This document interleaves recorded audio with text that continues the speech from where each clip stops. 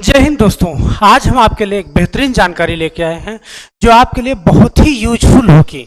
GDS के बारे में, हम भारतीय डाक सेवा के बारे में एक बम्पर वैकेंसी के बारे में जानकारी लेके आए हैं और यहाँ पे हम इसके बारे में सारी की सारी जानकारी जीरो लेवल से हम जानने की कोशिश करेंगे। तो आ जाओ फटाफट से। डाक विभाग बम्पर भर्ती 2024 के बारे में हम बात करेंगे जो 40,000 से भी अधिक पदों पर है और 10th पास, केवल अगर हाई स्कूल पास हैं आप तो इसमें आप फार्म डाल सकते हैं। टोटल पोस्ट है 40,000 प्लस और 10th में 50%, 60%, 70%, 75% कितना भी हो आपका, लेकिन 50% से नीचे नहीं होना चाहिए।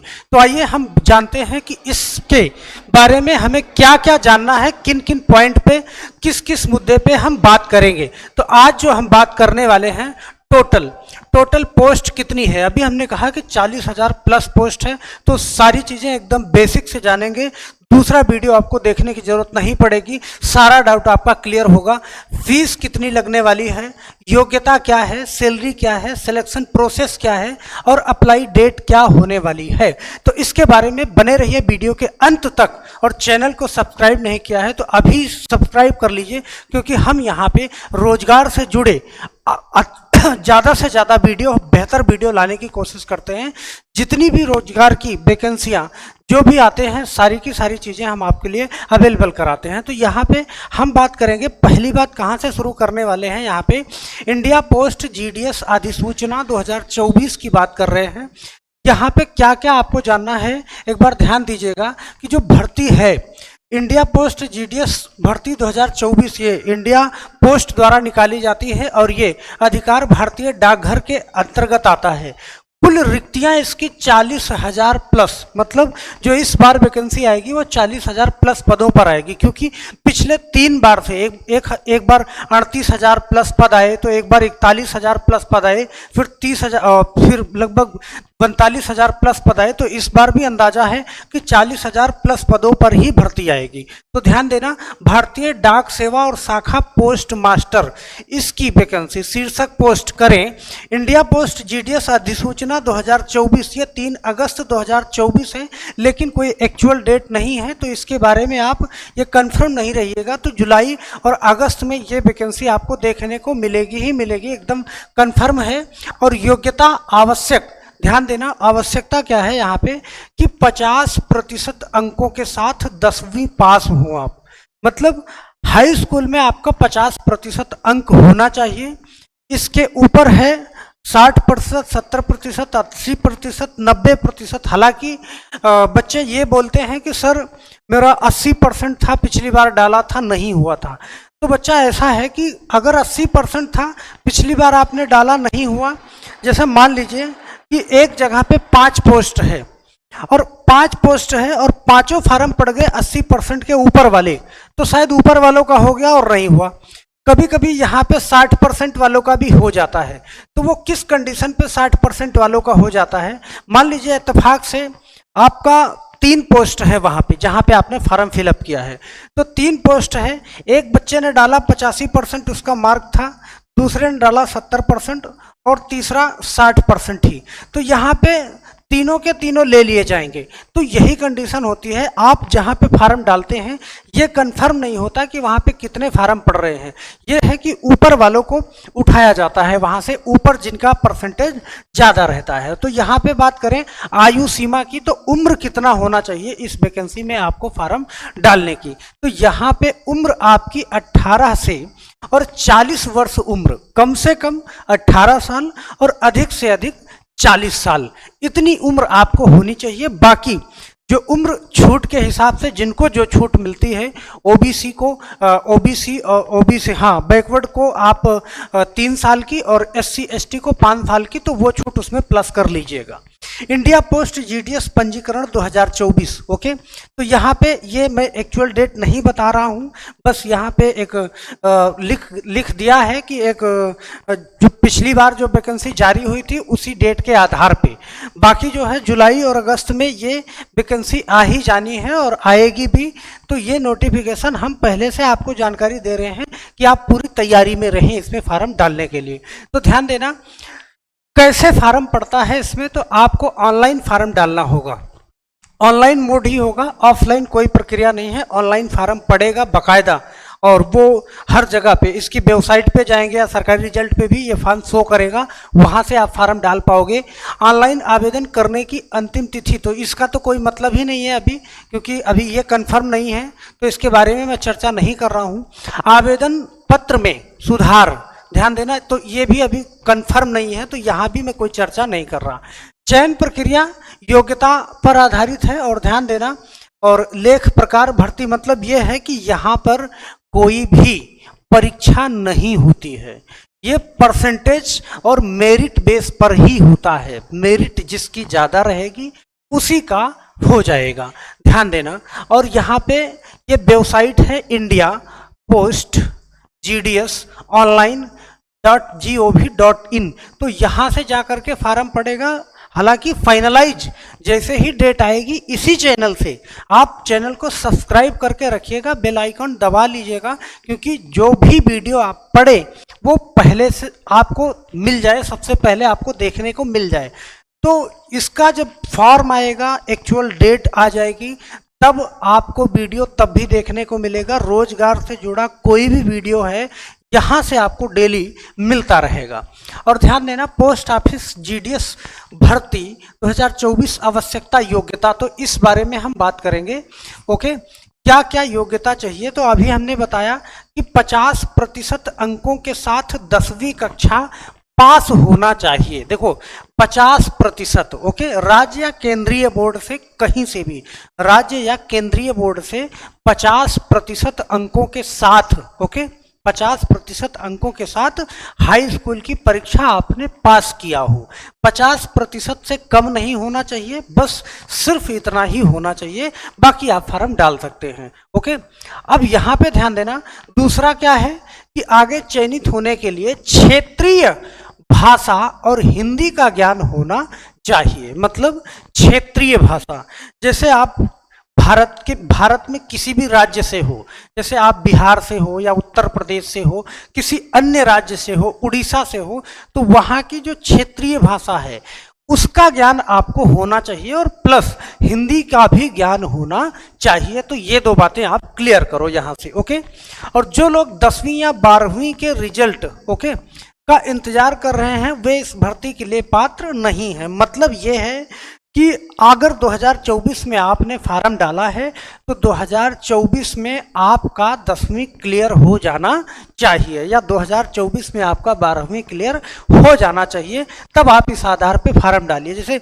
कभी होता है ना कि बहुत सारे फार्म अपेयरिंग में ही पड़ जाते हैं, और मतलब रिजल्ट नहीं आया रहता है और उनका फार्म डाल चुके होते हैं, तो ऐसी कंडीशन नहीं है, उस टाइम पे रिजल्ट आपका आ जाना चाहिए। ओके, इंडिया पोस्ट GDS की आयु सीमा, तो अभी हमने ये चर्चा करी कि 18 से 40 वर्ष, जिसमें कुछ आरक्षित श्रेणियों के लिए छूट दी गई है। तो अभी हमने बताया कि OBC के लिए 3 वर्ष, ध्यान देना, OBC के लिए 3 वर्ष, और SC और ST के लिए 5 वर्ष की छूट होती है, तो ये यहाँ भी उनको मिलने वाली है, तो ये चीज़ आप ध्यान रखिएगा। ओके, OBC के लिए 3 साल, तो 40 से 43 साल तक डाल सकते हैं।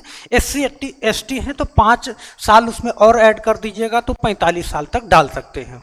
और फिर हम आगे बढ़ते हैं और अगली बात करते हैं। यहाँ पे एक बार ध्यान से समझिएगा कि OBC जो हैं, ध्यान देना, 40 और 3 43, ये तो काफ़ी मतलब बहुत ज़्यादा एक्सटेंड है ये डेट। मान के चलिए कि OBC के लिए यहाँ पे 3 वर्ष की तो छूट मिल ही रही है, और प्लस देखो जैसे कि और वैकेंसियों में आपने देखा कि कोरोना की वजह से 3 साल की और प्लस में छूट दी जा रही है, तो यहाँ पे उसका ऐसा कोई जिक्र नहीं है कि जिक्र नहीं है। SC ST के लिए हर जगह पे 5 साल की छूट तो है ही, 5 वर्ष की, तो 3 साल की, और जैसे रेलवे वगैरह में इस समय 3 साल की एक्स्ट्रा छूट दी जा रही है, तो उस आधार पे तो 8 साल की हो जाएगी। तो यहाँ पे अभी ऐसी कोई प्रक्रिया नहीं है, जब फाइनल नोटिफिकेशन आएगा तो उसमें पूरी जानकारी देखने को आपको मिल जाएगी। तो आगे हम बात कर रहे हैं, यहाँ पे एक बार ध्यान से देखिएगा, और जिन मुद्दों पर हमें बात करना है, अब यहाँ पे कुछ राज्यवार, इतने, ये मैं पिछली बार का आंकड़ा बता रहा हूँ कि कहाँ से कितने फार्म आपके आए थे, कितने फार्म, जैसे केरल में 1508 पोस्ट आया था पूरे प्रदेश के लिए, मध्य प्रदेश में 1565, महाराष्ट्र में और 3078 और उड़ीसा में 1279, पंजाब में। तो इस तरीके से ध्यान देना, पश्चिम बंगाल में 2127 पोस्ट, लगभग 30,000 के समथिंग पोस्ट, 30,040 के समथिंग पोस्ट पिछली बार, 30,041 पोस्ट आई थी पिछली बार। तो इसी को देखते हुए 30,000 पिछली बार आई थी, लगभग 30,041 पोस्ट, तो इस बार भी इससे ज़्यादा पोस्ट, लगभग 40,000 के प्लस ही पोस्ट आने वाली है। तो यहाँ पे कुछ और मुद्दों पे हम बात करेंगे। देखिए, ये फार्म की बात कर रहे हैं। जब आप फॉर्म अप्लाई करोगे तो फॉर्म अप्लाई करते समय आपको फीस पेमेंट भी करना होगा। तो कितना करना होगा? सामान्य के लिए आप देख पा रहे हैं यहाँ पे 100 रुपये है, और अन्य पिछड़ा वर्ग जितने भी हैं उनके लिए भी 100 रुपये। तो 100 रुपये सामान्य के लिए, अन्य पिछड़ा वर्ग, मतलब हम कह सकते हैं कि सामान्य और पिछड़ा वर्ग दोनों के लिए कितना फार्म फीस है? 100 रुपया। और अनुसूचित जाति, अनुसूचित जनजाति, इनके लिए कोई पेमेंट नहीं है, 0 रुपया है। इनको सिर्फ और सिर्फ फार्म डाल देना है। और ध्यान देना, EWS के लिए भी कितना है? 100 रुपया। तो आप ये मान सकते हैं कि सामान्य वर्ग, पिछड़ा वर्ग, EWS, इन सभी के लिए 100 रुपया है। ओके, तो यहाँ पे SC ST के लिए कोई छूट नहीं है। बाद में बात आती है किसकी? सैलरी की। सैलरी कितना मिलेगी, सबसे बड़ी बात है सैलरी की कितना मिलेगी। भाई इसी पे हम लोग मूड बनाते हैं कि इस वैकेंसी में फार्म डालना है या नहीं डालना है।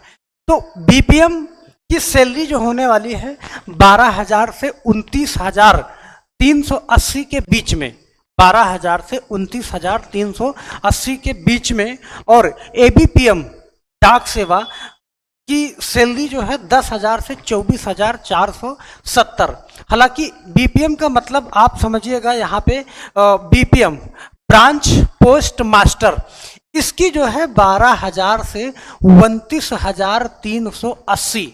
तो आप समझ सकते हैं कि लगभग सरकारी मतलब जो आपकी रेगुलर सर्विस होती है उसी के बराबर है। और ये रेगुलर सर्विस ही है, इसमें सारी सुविधाएं आपको मिलती हैं। आप जानते हैं कि OPS जो पेंशन वाला सिस्टम है तो वो तो अभी हर जगह से ख़त्म कर दिया गया है, तो यहाँ से भी ख़त्म कर दिया गया है, मतलब यहाँ भी नहीं है। तो बाकी सारी चीज़ें आपको उसी तरीके से सब कुछ, पूरी सेवाएं यहाँ पर मिलती हैं। तो 12,000 से स्टार्टिंग है, 29,380 तक लगभग ये अपने आप में पर्याप्त है, कम नहीं है। तो आप मूड बना सकते हैं यहाँ पे। तो हमारे द्वारा जो आपको फिर से दी गई, ध्यान देना, जानकारी मैं फिर से एक बार रिवाइज कर दूं कि BPM के लिए 12,000 से लेके 29,380 सैलरी ये है। 12,000 से लेके, ध्यान देना, 12,000 से 29,380 के बीच में। ओके, और किसके लिए? ABPM के लिए 10,000 से लेके 24,470, इसके बीच में आपकी सैलरी रहने वाली है। फिर से एक बार देख लो, सामान्य वर्ग, अन्य पिछड़ा वर्ग और EWS के लिए फीस यहाँ पे कितनी होने वाली है?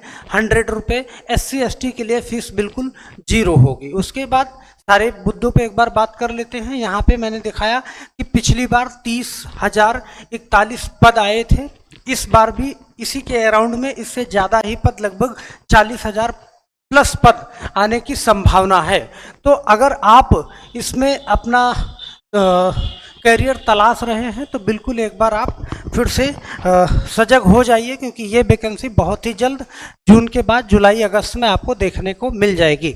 तो यहाँ से अगर कोई डाउट रह गया आपका, कोई जानकारी रह गई, तो आप बिल्कुल संपर्क कीजिएगा। और ध्यान दीजिएगा, योग्यता में साइकिल चलाना, जैसे आप साइकिल चलाना अगर नहीं भी जानते हो तब भी सीख जाओगे, समझ रहे हो? तो साइकिल चलाना आपको आना चाहिए और क्षेत्रीय भाषाओं का ज्ञान होना चाहिए।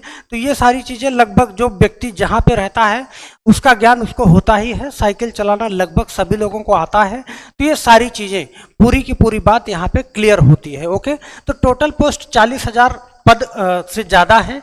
फीस जो है लगभग 100 रुपया ही है, जनरल के लिए, OBC के लिए, और SC ST के लिए बिल्कुल फ्री है, कोई फीस नहीं है। योग्यता 10वीं पास। मैं यहाँ पे फिर से मेंशन कर देता हूँ कि किन किन चीज़ों पर हमने बात करी है।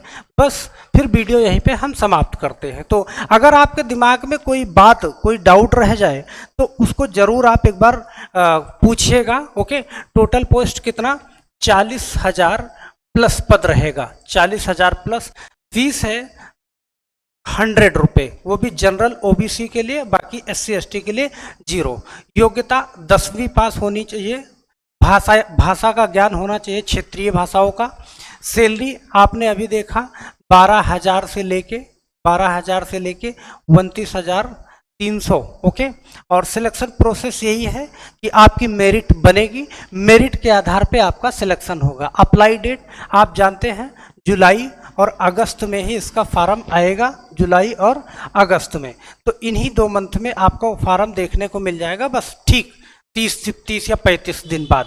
तो इस वीडियो से रिलेटेड अगर कोई जानकारी आपको चाहिए तो आप कमेंट बॉक्स में ज़रूर कमेंट करिएगा, पूरी जानकारी आपको दी जाएगी। तो बस आज के लिए सिर्फ इतना ही, फिर मिलते हैं अगले किसी वीडियो में। तब तक के लिए आप सभी लोगों का बहुत बहुत धन्यवाद। जय हिंद।